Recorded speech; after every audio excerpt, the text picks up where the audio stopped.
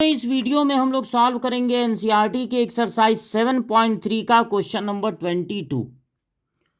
जितने भी question exercise 7.3 में दिए गए हैं उन सब का करना है इंटीग्रेशन। तो यहां पर है cos x minus A into cos x minus B. जब इंटीग्रेशन का सिंबल लगाएंगे तो यहां पर लिख देंगे dx, जो बताएगा कि इस फंक्शन का इंटीग्रेशन करना है और सारे फार्मूले लगाने हैं एक्स पे। अब क्वेश्चन हमारा अपॉन में है, दो कॉस का मल्टीप्लाई है। अगर 1 कॉस को सेक लिख दें तो दो सेक का मल्टीप्लाई होगा। मल्टीप्लाई या डिवाइड का कोई भी रूल इंटीग्रेशन में नहीं होता है, वो सब डिफरेंशिएशन में होते हैं। तो यहां पर हम तुरंत डिफरेंशिएशन नहीं कर पाएंगे, पहले इसको सही जगह पहुंचाना पड़ेगा। ऐसे जगह पहुंचाना पड़ेगा जिसके लिए हम लोगों के पास फार्मूला हो। देखिए, इस तरह के कई क्वेश्चन बन सकते हैं, दोनों कॉस हो, दोनों साइन हो, या एक साइन हो दूसरा कॉस हो। ऐसे क्वेश्चन में हम क्या करेंगे, अगर दोनों कॉस हैं तो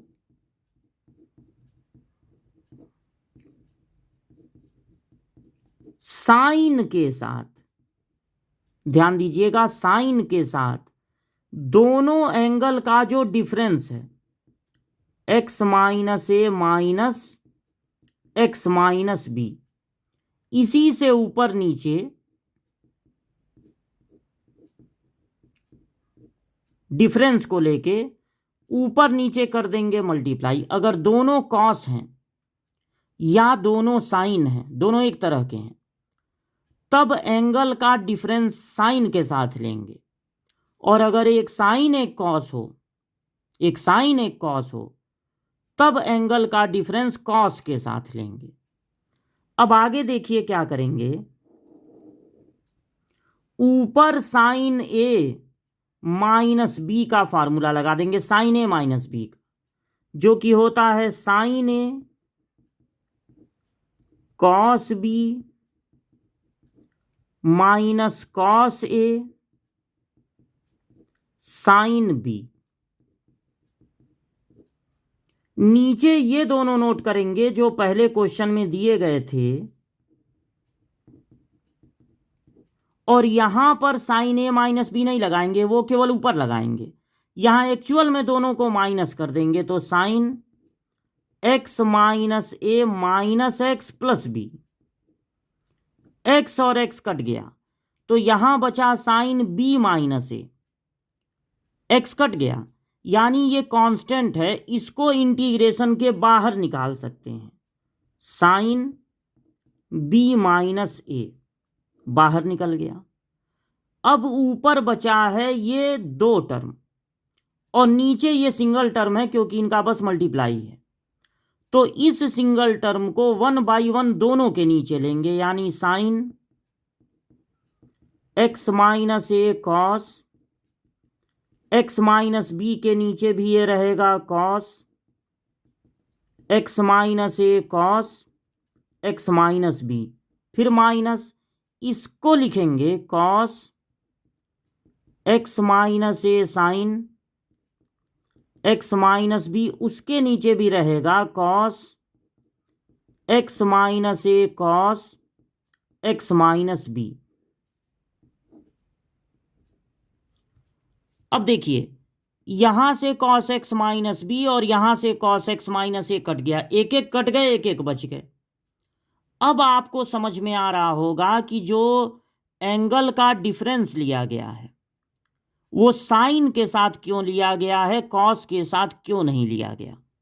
क्योंकि अगर कॉस ए माइनस बी का फार्मूला लगता तो कॉस ए कॉस बी दोनों कट जाते, बड़ा अच्छा लगता।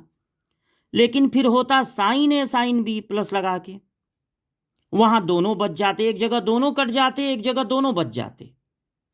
तो जो दोनों कट जाते उसका इंटीग्रेशन तो आराम से हो जाता, जहां दोनों बच जाते फिर उसका इंटीग्रेशन नहीं हो पाता। इसलिए अगर ये दोनों कॉस हैं या दोनों साइन हैं तो जो एंगल का डिफरेंस लेंगे वो कॉस के साथ ना लेके साइन के साथ लेंगे, ताकि एक एक कैंसिल हो और एक एक बच जाए। तो sign B minus a integration, देखिए साइन बाई कॉस होता है 10, साइन बाई कॉस यहां भी हो जाएगा 10,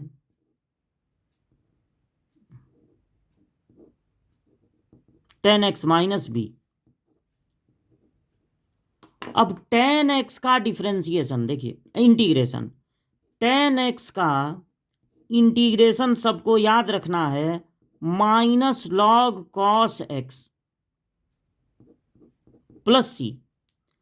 तो अब यहां पर दोनों जगह 10 है, और जो फार्मूला x के लिए बना है वो तब भी काम करेगा जब x में कोई कांस्टेंट ऐड या सब्ट्रैक्ट हो। तो 1 साइन बी माइनस ए और 10x का इंटीग्रेशन हो जाएगा माइनस लॉग कॉस एक्स, इसका भी होगा माइनस लॉग, तो माइनस माइनस प्लस हो जाएगा कॉस एक्स, और एक कांस्टेंट ऐड कर देंगे सी। 10x का क्या होता है minus log cos x, 10x का माइनस लॉग कॉस एक्स।